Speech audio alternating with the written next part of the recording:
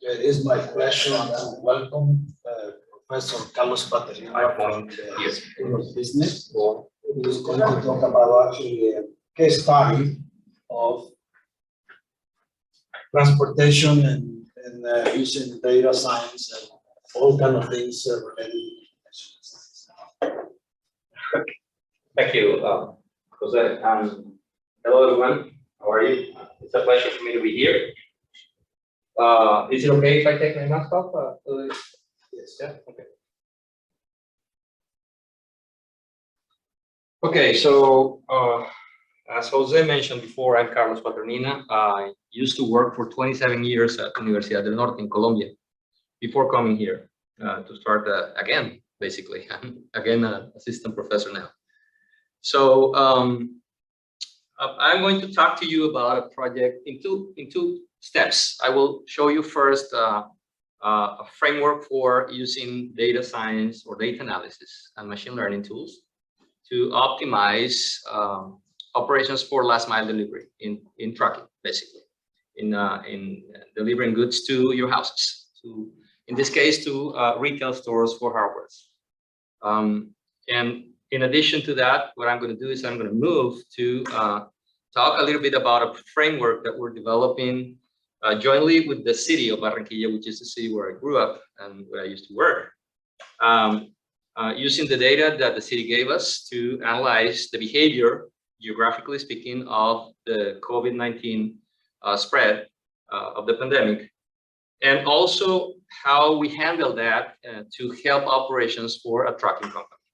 Basically to give some help in terms of not laying off older drivers and people with higher comorbidities that they were getting put aside of their operations because of liability issues for the company. Basically, that was an economical issue that we tried to solve in a social manner somehow. So I'm going to start just mentioning how I used machine learning and how I used analytics for working on transportation, and in this case on last mile delivery. So technology drives many things today. Just a couple of days ago, Google launched their digital twin tool. So nowadays, you can actually build your company on the cloud of Google, and you can do analysis on real time with them for every specific SKU or inventory that you want to analyze, wherever you have it. So you can just access to the cloud and see what could happen, make simulations with it, make analytics with it, and do some what-if scenarios if you can change things. So that's just an announcement made 2 days ago, which is going to change the market for these kind of tools. Okay, so technology is something that we are now using every day. Amazon just launched a contest also a couple of months ago with MIT for handling tons of drivers' data. That means the data that the drivers were able to gather from their day-to-day operations when they're delivering the issues to whatever. And with that, what they wanted to is to analyze routing strategies for improving efficiency on the deliveries, as well as avoiding traffic jams, as well as interacting with the customers in terms of what time window I should give the product to you. Are you going to be able to receive it yourself, or are you going to just drop it, allow me to drop it by your door or something like that? So that's sort of an introduction I wanted to talk, but we use machine learning and analytics in transportation for many things, from demand planning, and that's basically an evolution of forecasting tools, and to procurement, so to supplier selection, to selecting locations from where I want the products from to be sent to a location specifically. Sourcing, distribution, last mile distribution is a very good example of what we do with this kind of technology. And there is a basis for sensory information being handled real time to do better optimization. That's what this is all about. So what the work is doing is gathering concepts such as IoT, or Internet of Things, cloud computing, machine learning, large scale and complex systems optimization, geospatial analytics, and putting all those things together to improve the quality of the results that we're looking for. So some of the areas in which we actually use machine learning to integrate the supply chain, improving demand forecasting is one of them. So demand planning and analytics towards prediction, better predictions, not just forecasting tools, but instead of that, analyzing environmental issues or things from the surroundings of a problem or a context that can help us predict better because of changes that can occur at any time. Inbound shipment capabilities, that's what we call first mile logistics. In my field of study is, for instance, agriculture. When you are going to pick up things from farms and you want to optimize the pickup, you got to go backwards a little bit and try to find problems that solve better the optimization of the growing and of the harvesting of the fruits and produces. If you kind of synchronize both with the pickup of the product, then you are able to optimize better routes. That's basically what we are trying to put together on inbound capabilities. Procurement is another issue that I just spoke. Scheduling maintenance in a predictive or prescriptive way. So what we do with trucks and with equipment is basically follow the signals that they can emit through the computers. And if I am able to follow those signals, I am able to predict when the car or the truck or when the machinery is going to break down and act before that happens. So that's some, not just fixing the times in which I can do the changes, but instead of that, kind of following the behavior. It's like your body. I mean, we're supposed to go to the dentist every year and a half or something like that. Sometimes we go a little bit earlier because we feel something's wrong. But sometimes we go beyond that time because it's expensive sometimes. I just want to save some money. And then I wait until I really need to go or something like that before it breaks. So that's what we do with the prescriptive maintenance. Customer experience, one of my colleagues is working on text mining for analyzing Amazon reviews to be able to show the not just Amazon, but the customers what a product looks like and what that product has been, how that product has been rated before in terms of what people does and what the comments that they leave and things like this. Many other things that we can talk about. So I'm going to focus today on fleet management, and I will start on a previous problem to what happened with COVID on the data that we have. But basically, I will show you the as-is scenario that we were dealing with before we started the COVID-19 work. So we are going to think about a problem that we wanted to call the Geo-Prescriptive inventory routing problem. The reason why we do this is inventory routing problem is basically an inventory which is managed by the vendor or by the distributor, not by the company that buys the inventory. And the reason to do that is to improve the way products flow and to improve the experiences of inventory towards the cost of it at both ends, both the supplier as well as the customer, in this case, the retail stores. Retail stores have the perfect demand knowledge. I mean, we go to retail stores to buy things every single day, and they have that knowledge on hand, on real time, by the way. So when you share that information with your provider, there are many ways that we can do that in our field. One is called collaborative forecasting and replenishment problems, CPFR, and the other one is called vendor managed inventory. So in one case, I give the data to my supplier and they actually plan my inventory. In the second case, which is what we were doing here, I actually allow my supplier to manage the inventory at my place. Okay, so that's basically the thing that we're going to talk about now as for the first problem. So what we use there, I will come back to this slide a little bit later. So we're faced with a scenario in which a logistic distributor with filials to one of the largest cement manufacturing companies in the country was posed with several issues to analyze. They were distributing cement bags and also they were, as the transportation company, was also distributing nuts, bolts, pipeline, PVC pipeline to to the same retail stores, and they were doing it all separately. So the first idea was, let's put them to collaborate, to work together, because the routes at the end are going to be the same. We're taking different cargo to the same kind of customer. So it makes just very good sense to put things together and take advantage of the empty space that we have on trucks, and then reduce the amount of trucks that we use to do all the operations. That was the first issue. So before we entered the problem, or to work on the problem, orders or purchasing orders were taken reactively from the customers, very fragmented, and they were geographically dispersed, but they were predictable. I mean, very predictable. Currently, the distribution of two of the main product families, namely cement and nuts and bolts, so which are steel products, are served independently from two very close geographic facilities that were located like 1 mile apart from each other. And that was also something that rang the bell. We should be taking advantage of the closeness of both facilities to put things together. And the distributor was about to lose part of the business because its distribution costs were growing, and they were a big concern at the time. So the research question that we presented to the company was, is it possible to generate solutions to their inventory routing problem that improve the prescriptive capacity of a company in the retail store, with potential for improvement on its transport logistics indicators through the implementation of collaborative strategies and the use of machine learning tools and geoanalytics of the demand data. For that, we built, I'm going to move a little bit this. So with that,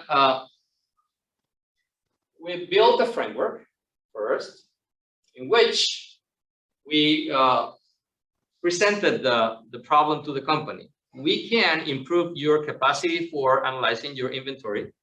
And we've been doing this for many years. This was a publication that we did in 2005, using reinforcement learning techniques, the first one on the left, using reinforcement learning techniques, average reward reinforcement learning techniques, to improve the capacity for predicting the inventory outcome of products, of thousands of products on a company.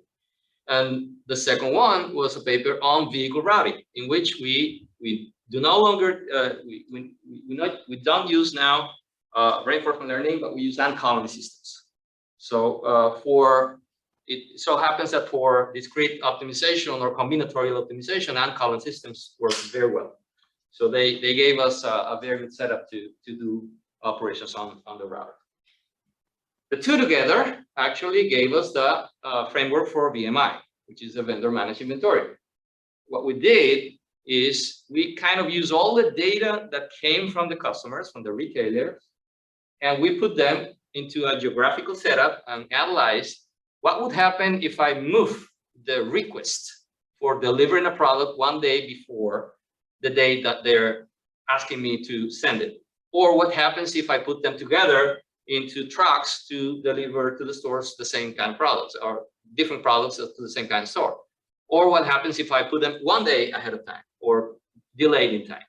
So those actions to be taken are considered when we bring the geospatial analytics into place. So we not only know now who is asking what and at what time, but who is benefiting from advancing their purchasing order or delaying the distribution of the products that are on their purchasing order. So that's what we wanted to analyze in that problem, which is called the Geo-Prescriptive inventory routing problem. So the models that we use, I spoke about the RL framework for inventory management. So we were just replying and applying the theoretical background that we gave basis to back 15 years ago. And so the questions were, do we decrease inventory levels? Is it okay if we just go and emulate before things happen? What happens if I decrease the inventory level? Do we fill this inventory before the usual PO comes? Do we manage customers separately or jointly? Do we send the dispatches after the purchasing order should have come? Or do we fill one single replenishment for all of our customers? do we have larger trucks that go into the city to deliver to several customers at once? Or do we split the cargo into many different smaller trucks or different size trucks to do the delivery? For the experimental setting, we took a large set of hardware stores in the city, all dispersely located. That is just a brief image of the city.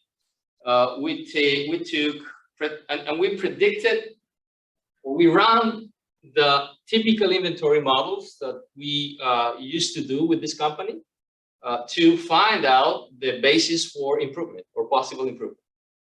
Second, we predicted now the demand using the machine learning tools that I told you, the reinforcement learning algorithms that we put into place. Third, we clustered locations.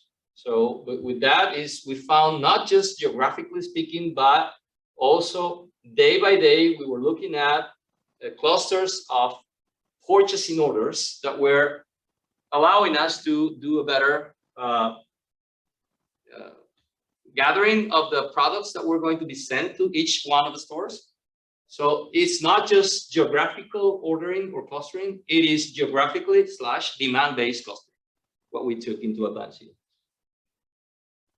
And for the routing, which was the third part of it, we wanted to optimize two different measures, and what we did is put them both into a single function. We wanted to optimize a distance-based measure, which was namely a cost that was operating the fleet, and we were also reducing the fleet size that was going to be used. So when we put all this together, the epsilon is a scale factor that we use to put things in the same kind of cost function. Okay.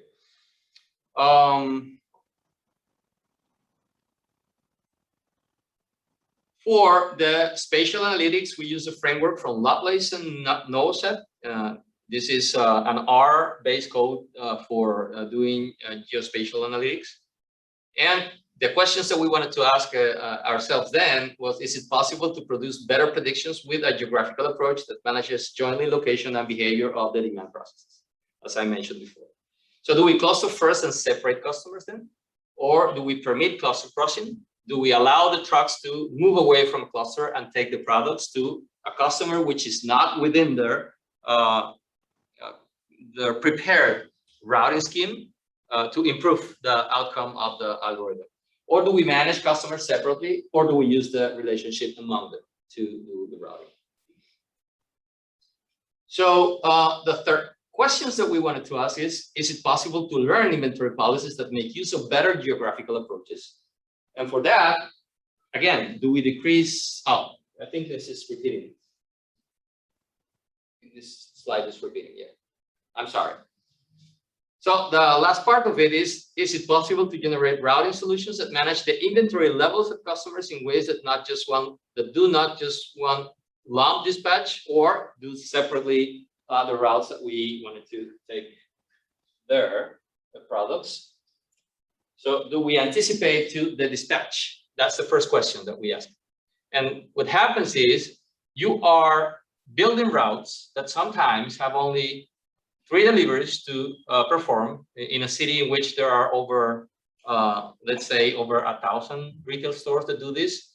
And sometimes the trucks are only delivering to 3 customers, and the truck is going almost half spaced. So do we actually take advantage of that empty space and bring a product that was supposed to be delivered tomorrow to today's deliveries? That's the first question. Or do we send smaller batches of products so that we make more agile inventory management? Do we manage customers separately again? Or do we put suppliers to work on their collaborative strategies? And this was one of the main ideas of the work with them, because they were losing one of the customers. So before I move into what happens with the data for the pandemic, what I wanted to show you is we were able to, first of all, build scenarios for optimizing cement transportation and screws transportation alone, separately. So these are the 2 scenarios that we found. There were 3 routes for each one of the 2 scenarios, and the capacity used, I think it's this one, the capacity used for each one of the trucks was this one. And this was already taking advantage of the optimization tools that we were using. So the problem with this is that there are time windows. We need to take care of a specific time window in which the retailer accepts the cargo. So if we move away from that time window, we have to go the next day. So that's some of the reasons why the utilizations come low is that. But if you take a look, the space utilization for both operations were really sparse. So you can take advantage of improving that by putting them together. That's one of the ideas. So the result with that is as follows. We now have the same 3 trucks on an average of 80+% of utilization. So the routes are, this probably makes no sense to you now because these are just the points in the map. But these are the routes generated, the distance covered, the capacity utilized of the vehicles, and the behavior for each one of the retailers. There were like 50 of them. I'm just taking a shot to show you what could happen when you run this operation. So for the vendor, the total actual cost was the blue one. And this is a daily operation in Colombian pesos, so that would be not that much for in terms of dollars. So you have divide this by 4,000 roughly. So, but when you take it for the 1,000 retailers, then this makes sense. Okay, not just for these 6 that I'm showing here. So for each one of the first 5 retailers, there were savings in the process. But the good thing about this is that it also allows me to pinpoint possible problems with the development of the algorithm that can make somebody angry. This retailer actually was not going to be saving money. But and the model told me that in advance. So what we did is we did not use for this retailer the same scheme. And we were able to foresee that so that we did not implement it for him or her that algorithm. So, but as a whole, the savings were dramatic. If you sum this for 1,000 plus retail points of sale, it will take you to a large number of savings per day. So, and then therefore per year. Now, this was before we started working last year with them again. This was done in 2019. So when we came back to work with them, it was March last year. Our quarantine in Colombia started in March 26. And I think it was a month after you started yours here in the United States. But the problem is that many things stopped during quarantine, but trucking industry did not stop.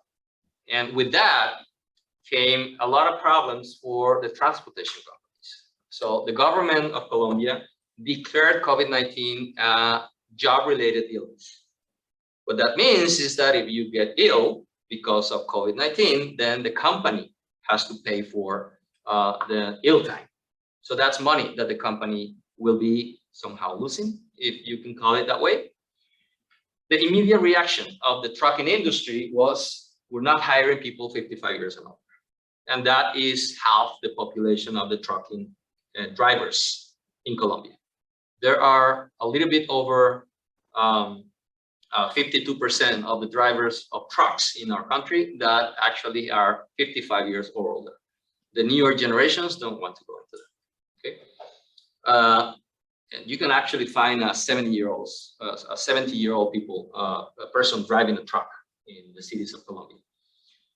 So all the things that happened at the time, well, these were for drivers on demand. So this is like we run a platform for the company in which they can match demand and offer. So they have a geofence in which they can call trucks to come, depending on the type of cargo, and with that, they can assign the cargo to those trucks and the drivers as well. So on-demand drivers, trucks is a do it. They come together because 80+% of the drivers in Colombia drive their own truck. The on-demand drivers. So it's really a do it what you're calling for. It's not just the truck, it's the truck plus the driver. If you're going to take these away from your calls, and the industry did not stop for essential, because because it was considered an essential company or an essential part of the economy, you are going to have half the population of drivers off your payroll now. So it's going to be to become a scarce resource. Okay. Also, companies that had their own, this company that had their own drivers on payroll, also send them first on vacation, which was actually not that good for them, because you want your vacation so that you can enjoy them, not because they're forced. But this was the first idea that came to their mind, and they did it, actually. The second one was, I'm going to give them paid leaves, because they thought the quarantine was going to be for only a couple of months, 3 months, and then they will return to operations. They were really off on that. But the third one, which actually concerned us most, is the unpaid leave. And this is actually, you ask for a permission with the Ministry of Labor, yeah, the Ministry of Labor. And if they give you that permission, then you are allowed to for a period of time. And that's what was really concerning us the most when we were joining this interest. But the main purpose for them was to avoid liability. Liability for having to pay legal suits to the drivers that got ill and maybe died, and the families were going to sue the companies and all this. So that was the main concern of the companies. Even so, same here. Yeah. Even so, drivers that remain working were getting infected. I mean, this has, or the virus has a preference for some kind of bodies to do the infection. But what we were able to see is that even drivers less than 55 years old with no comorbidities at all were getting infected and were getting really ill. They were getting to be, they were becoming hospitalized. We have the numbers for that company that we work with. Their families were also getting infected and ill at the time. And the social consequences of putting all the drivers aside were humongous. All the drivers, usually, if you don't know Latin American countries that much, drivers actually sustain not only their family, but the families of sometimes the daughters or the sons or something like that, or somebody else's. So if you put one of these guys away from getting money, there's a lot of people that is going to be without pay somehow. So the social consequences were really huge at this time. What we wanted to do is we put together a framework. We were able to, I was invited by the city of Barranquilla to manage the data for COVID. And actually, well, after I finish my presentation, I will show some of the home data that we took about. We broke down this into 3 phases. The first phase was to carefully follow the surge and trend of the pandemic. Barranquilla in Colombia was the city that was hit hardest. We are a 1.6, 1.8 million people metropolitan area. And confirmed cases as of today is over 200,000. So a little bit over 15% of the population had confirmed cases of COVID-19, which means the numbers are really 4 or 5 times that. So the numbers of infections in the city, because 85%, close to 85% of the people that gets infected do not show symptoms. Okay, at the beginning of the pandemic, those were the numbers that we were getting.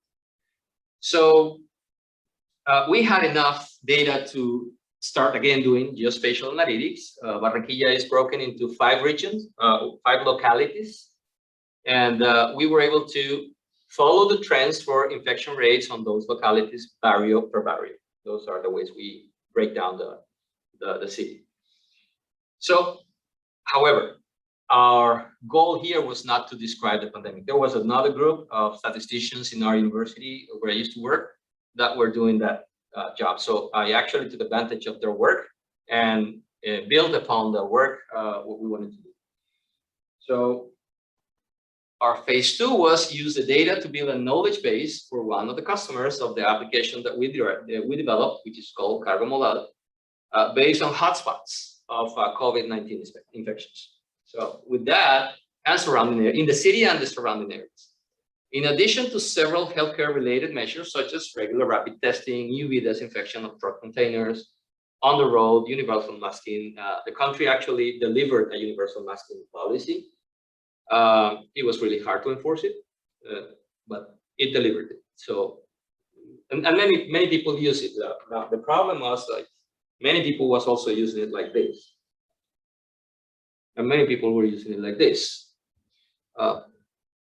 I don't want to call this lack of knowledge. I just want to call this disobedience sometimes, because people were instructed to wear the mask on top of the nose and covering the mouth too. So it was just that people did not want to wear the mask. And drivers are a kind of population where education is not a main factor. So in our country, I'm not sure what happens here, but in our country, the typical driver of a truck did not finish high school. That's what happens.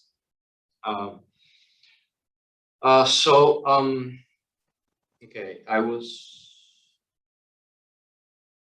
And this is important part, we were scheduling the use and routing of trucks and drivers based on the demographics of the drivers and their reported prior health conditions, making matches with the pandemic spatial distribution. So if a person has 55 years old and it has hypertension, it has diabetes, or it has an immunosuppressed problem, we are not going to send them at all to that day when you have a hotspot of spread.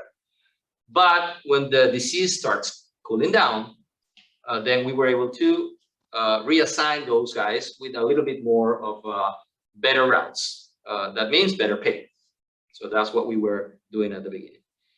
When the vaccination started in March this year, then things changed, because we were able to give clearance to the people that were put aside at the beginning. But basically, if you have a hotspot, you send there, you still have to send food there and drugs, medicines. So you send their drivers, which are 25, 30 years old, with no conditions of prior comorbidities associated to the virus. That's what we did in this part of the framework. Phase 3 is all those drivers who were above 50 years old, or even below this age. Oh, that's what I was saying. The decisions were either to shelter them at home if the conditions were not good for them to go out, working COVID-19 free or with little cases declared zones by the government, which we were also analyzing, or be sent to potential and risky hotspots. And so those were like the three main decisions. We built a risk measurement for them based on the data.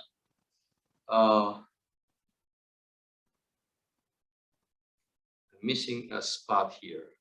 No, I'm here. Based on the data that we had from the main hospital of the city for admitted hospitalizations of patients with COVID-19. So with over 3,000 cases of people that got hospitalized in either a bed or an intermediate ICU or a critical ICU, which were the three main conditions that we analyzed at the time, we were able to build a decision tree. Based on risks. So we give a risk measurement, and we were able to find a decision tree with those risk measurements that basically tell the people that enters a hospital what's the chance of getting severely ill or die. And with that, we kind of bring it back to the app for analyzing the drivers data for demographics, and they had by mandate, if they wanted to continue working with the company, basically the on-demand people, which was like 80% of the drivers that the company work with, they were obligated to upload their conditions to the system so that we could make a match. We detected several cases. Among 537 drivers that we used in the app, we detected very few cases, but we still detected cases in which they were lying to us.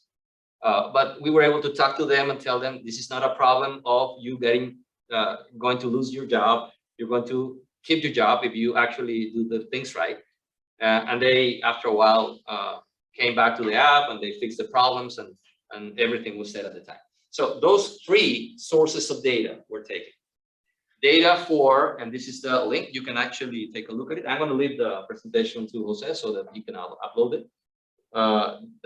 The link for the geographical distribution and analysis of the data for COVID-19 in the city and the metropolitan areas, so which were 2 more towns around the city.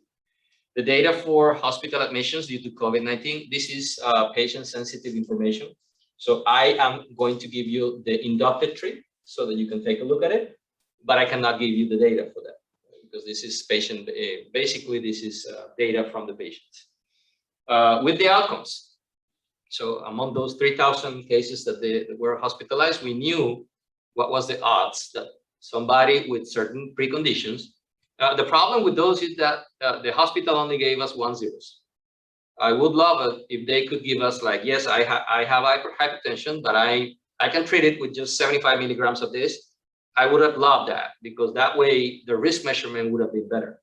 Or diabetes, are you insulin dependent, or are you just on Trajenta Duo, or are you on a medicine which is over, or are you on just a diet? Is that you have 4 conditions for diabetes. So if they would have given us that data in that way, the metric would have been more ideal somehow.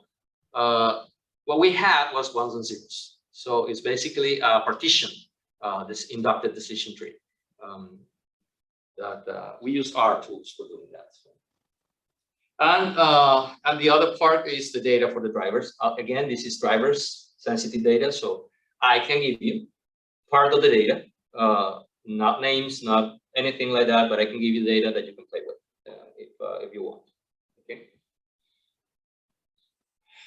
We're going to come back a little.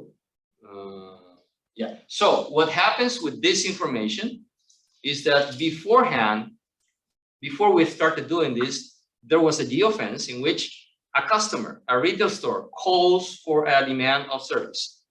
And that demand of service is analyzed geographically. If you're located in Mission Valley, say, then I will open up a geofence of about a mile in the surroundings and look for the trucks that are available on that surround. I can find the trucks and then they bid on the operation that they are going to give. It is a bidding process, basically. What happens now is that geofencing that we opened there was a little bit more prone based on the data of comorbidities, based on the data of the drivers' demographics, comorbidities again, and based on the risks that these people could have if they go to a hotspot area or to a mild spot area. That's basically what we did in that. So the things that I can talk about and disclose is a reduction in the total cases of confirmed positive cases for COVID-19 for the drivers. This was also dynamic and based on the city's behavior because, you know, pandemics is dynamics. So it's basic 3 differential equations that you can put together to work, and you can find the people that has not been infected yet among those who is susceptible to be infected, and how many people of the population that you're talking about has been infected already. So when you put all those 3 together, those are dynamical systems and they give you the rate of infection, okay? And so based on the dynamics that we were following from the city's behavior on the pandemic, we actually were able to show or prove that the system was giving a reduction in total new confirmed cases for truck drivers for COVID-19. On time, that also was adjusted because some of the drivers already had COVID-19 at the beginning. So for those who had COVID-19, the probability of getting infected again within certain months is less than for people that has not been infected before. So that was adjusted at the end. But the most important thing was that there was a drastic reduction in the total cases of moderate, severe, and critical cases. No fatalities were observed after the implementation of the new system, and only 2 cases. There were 23 before. 2 cases of hospitalization, and they went to intermediate. One of them went to intermediate ICU. The other one was to a regular bed. So no ventilation needed for the people that was on the system. And in addition, which is not said here, nobody was laid off, which was one big concern that we had at the beginning. Okay, because it was half the population of drivers that were going to be out of job at the time. Okay, so just for knowing a little bit better what I am doing now, and if anybody here is interested in what I'm doing, I am more than welcome to talk to you and check if I can have some papers to be written with some of you. The city now has over 200,000 confirmed positive cases, and it also shows over 60% of the targeted population with complete scheme of vaccination. Over 80% of the targeted population with at least one dose. The most popular vaccine in Colombia was Johnson & Johnson. It was the most, and why? Because it was the only one available at the beginning. So Moderna and Pfizer were given to the doctors and medicine people, nurses, doctors, medical attendants, etc. Also, you know how it works, to politicians. So that's how it was derived at the beginning in the country. We have now the day-by-day vaccination information for the city and the metropolitan area.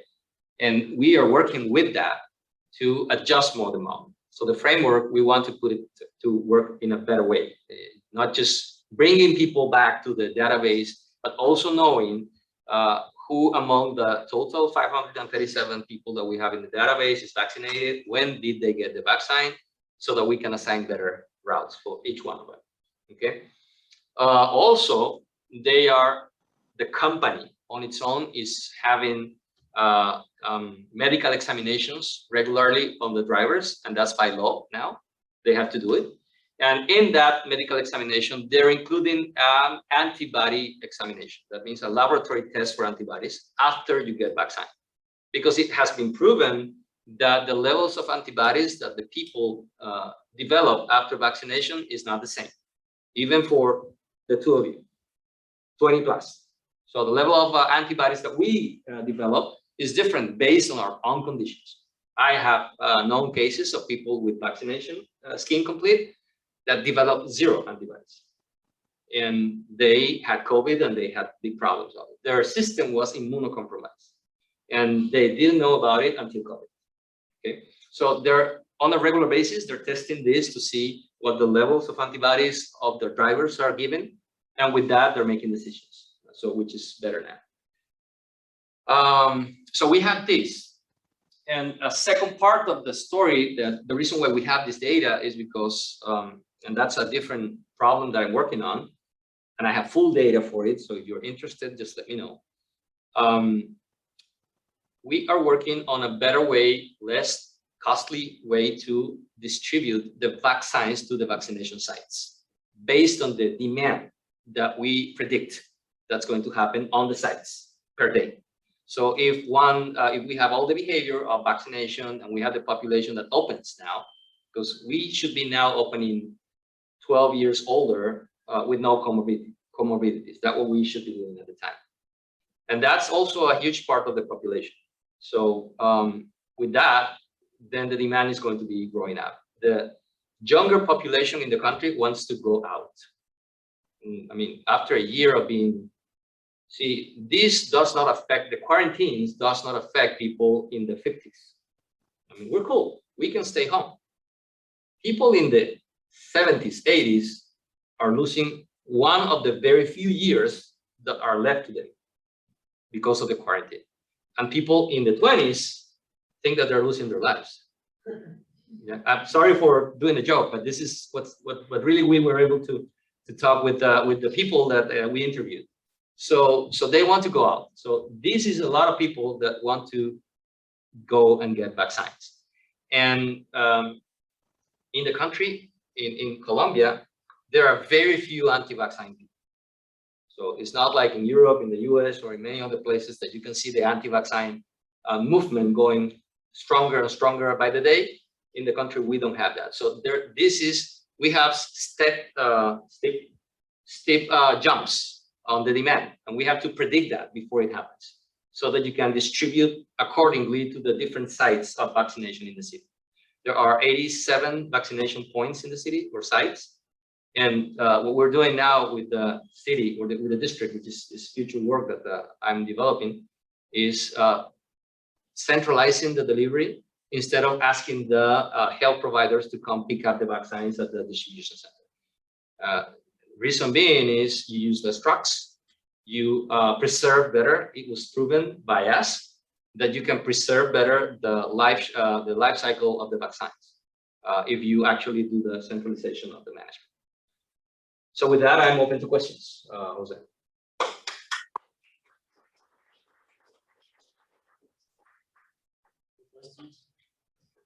Yes. I know when you were talking about how you were able to kind of have risk management or understand hotspots, like areas of risk. I was curious if you have data on like the distribution sites or where the truck drivers were going, if certain sites, not just based on their area, were more high risk, but just based on their facilities. Well, you know, that's an interesting question because we are bound by law to only follow the routes that we develop. So we don't know what the drivers do on their own time. And that's also a risk that we cannot measure. That's a constraint that we have. And thank you for that question because it was important to us. And we were told, no, this is a no-no. You're bound by law to just work with the data that we're giving you.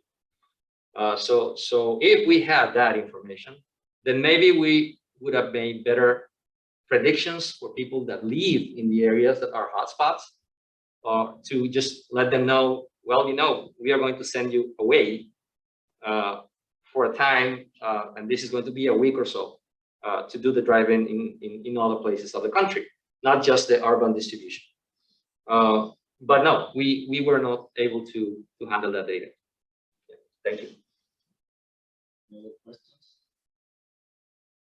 With the tools, if you have questions, oh, sorry.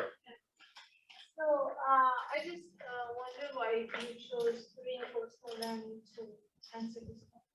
Thank you. I'm going to give you the short answer. I wanted to have some fun with it. The reason is that was my dissertation topic when I was a PhD student. And I never had the chance to prove it in real life. And that was the perfect opportunity for me to analyze the setup that I saw some conditions in the data that were similar to the assumptions that I made when I did my dissertation. I was at the time, 2000, yeah, 1999, 2000 when I graduated. I started a theoretical problem. I had no data. I had to simulate the full data. And I was able to prove theoretical in my dissertation, and that's what the paper is all about. The relaxed mark, which was the algorithm that we developed at the time, was able to analyze the data in a way in which could predict better cost functions. So when I studied it, the first time I saw the data at the retailers, I saw a chance to prove my theory, and I decided to go for it. And it was giving us very good results. We proved this. There's another paper that I wrote a couple of years ago on perishable inventory management. And that was purely theoretical. And I proved the equations that we derived mathematically, those formulations that we had, with the reinforcement learning tools. And the RL was giving us better answers at the time. So we decided it was like a good setup data to prove my theory, and also it was having some of the assumptions that I tested at the time, they were popping up. So it was good for us to do that. Thank you for the question. Yes. How do you use things like explainability? How do you use things such as like explainability to actually, get this model out there deployed so that other people will use it in something, especially somewhere like this where it's such big high impact?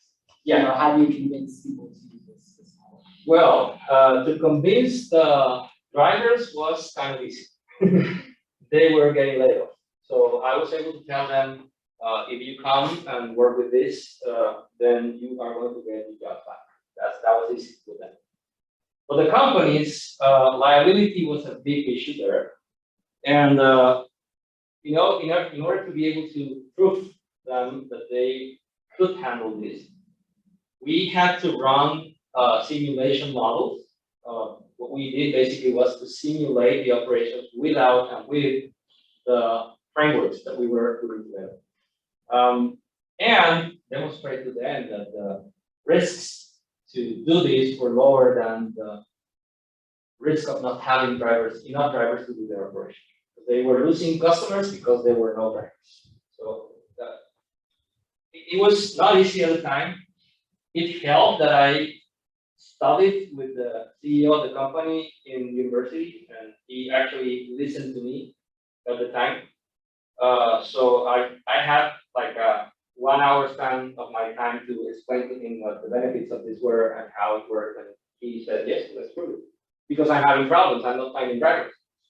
And I mean, every single transportation company struggles to find drivers. I don't know if you have the same problem here in the US, but one of the main problems of the trucking industry is that the drivers, the on-demand drivers, work for anybody. So they might as well be be in the city where you work or you operate, or they might be in Bogota or in Cali or in any other city of the country, which are 1,000 miles away. So when they're away, you just cannot get a hold of them, and they work for everybody. Now they're half. So if you have half the population working for you, the problem is twice or more. Okay, so it was kind of easy at the time to prove them once they gave me the chance to do so, that it was going to be, I mean, the risks and the money that they could lose if they get infected people was going to be less than the money that they were losing actually because of not having enough resources to do this. For the government to give me the data, what's this? I just said I will work for it. I told them, you know, our university is like the leader university in the North Caribbean region. My former university. I'm sorry, I'm a professor of SDSU since August 18. So I'm still in the transition of changing the switch. So my former employer is the leading university in the North Caribbean region of Colombia. And so it has a lot of credibility. So when we arrived to the mayor's office and we spoke with the director of planning and development, and we told them, well, we're not getting consultancy jobs now. The government is using the research money to solve the pandemic. So I'm not getting money from the government to work with my students.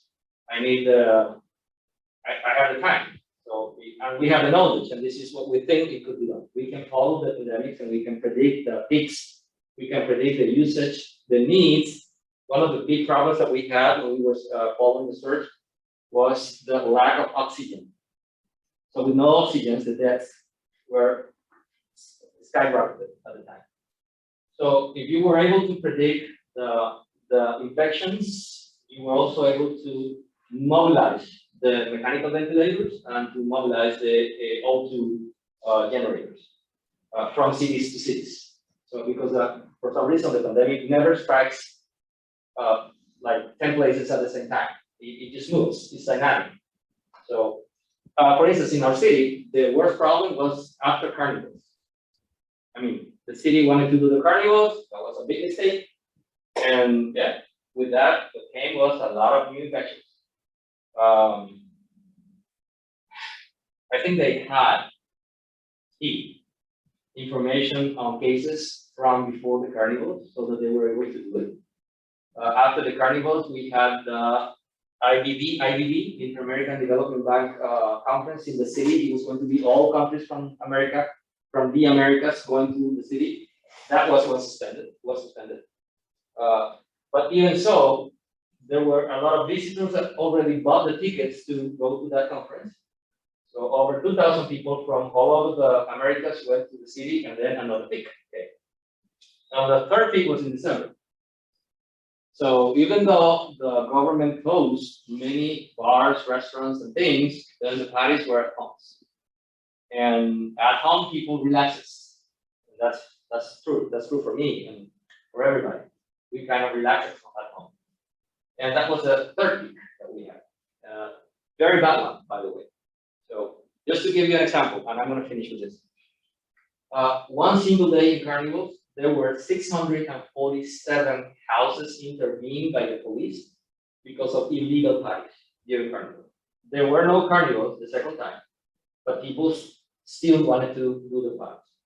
And 647 houses, one day out of 4, were intervened by the police because of people were doing illegal fires and no masks. Thank you. Thank you for your talk. Thank you for having me here. We're going to keep up with our tradition. We're gonna take our speaker to Eureka to do some